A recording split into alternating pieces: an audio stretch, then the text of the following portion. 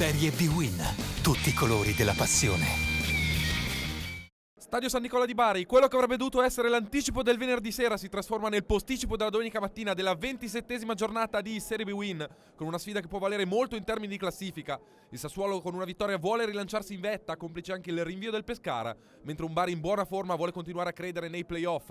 I biancorossi puntano sul tridente Stojan, Caputo, Forestieri, 3-5-2 con Marchi e Sansone in attacco per gli ospiti. Arbitro il signor Candusso di Cervignano del Friuli e parte subito bene Sassuolo, 9 minuto, corner dalla destra, colpo di testa di Missiroli, sponda di Marchi e Terranova si inventa una rovesciata da cartone animato giapponese. Terza rete stagionale per il difensore siciliano che non fa mai gol banali. Già lo scorso anno con la maglia del Frosinone andò a segno con una rovesciata contro l'Ascoli. Qua possiamo riapprezzare con il replay proprio il bel gesto atletico del difensore nero-verde. Il Sassuolo ancora pericoloso da calcio d'angolo, tiro cross di Sansone, la respinta arriva su piedi ancora di Terranova che non ha però la prontezza per ribattere in rete di prima, allontana poi la difesa del Bari. Al 35esimo sempre i pugliesi, si gioca solo su calcio piazzato, questa volta la palla arriva a Caputo, smanaccia Pomini in qualche modo, miracolo del portiere del Sassuolo come possiamo vedere anche dal replay, il tocco assolutamente sotto misura che arriverà da parte di Caputo e la parata con grandi riflessi del portiere del Sassuolo. Si anima quindi la partita, al 37esimo c'è questo cross dalla destra di Gazzola, interviene Missiroli che anticipa tutti ma non riesce a centrare il bersaglio con la manna che era ormai fuori causa. Rivediamo l'inserimento di Missiroli con la palla fuori davvero di pochissimo. Il primo tempo finisce 1-0 con un Sassuolo più intraprendente e in palla del Bari.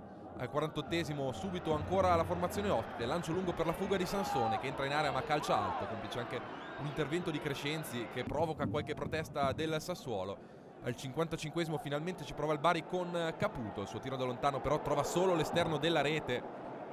E allora al 58esimo una palla persa con ingenuità infantile del Bari, lancia il contropiede del Sassuolo, dai vai perfetto tra Magnanelli e Marchi, entra in area lo stesso Marchi, viene atterrato da Borghese che viene anche ammonito e quindi rigore per il Sassuolo che verrà battuto da Sansone, minuto numero 59, mentre qua possiamo vedere il replay con il perfetto assist di Magnanelli per Marchi.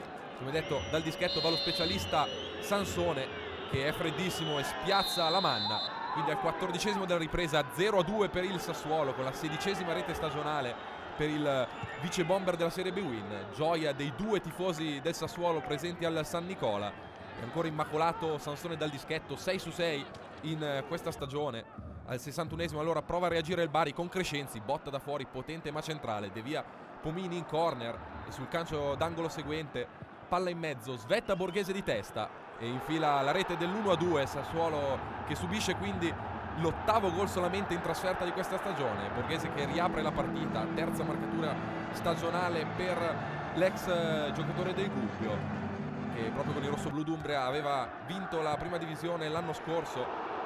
Il Bari è galvanizzato dal gol, ci prova Romizzi ma trova le mani Pomini sullo svolgimento dell'azione, tentativo anche di Forestieri ma è ancora pronto il portiere del Sassuolo. Allora la squadra ospite prova ad attaccare in contropiede, Sansone mette in area Missiroli, l'idea della ex regina è perfetta ma il passaggio per Valeri è impreciso. All'85esimo ci prova ancora il Bari con il neoentrato Galano, tira direttamente dalla provincia di Brindisi ma il suo tiro è fuori di pochissimo. Finisce quindi 1-2 per il Sassuolo che si conferma squadra da trasferta e che in attesa del recupero del Pescara riguadagna meritatamente la vetta della classifica.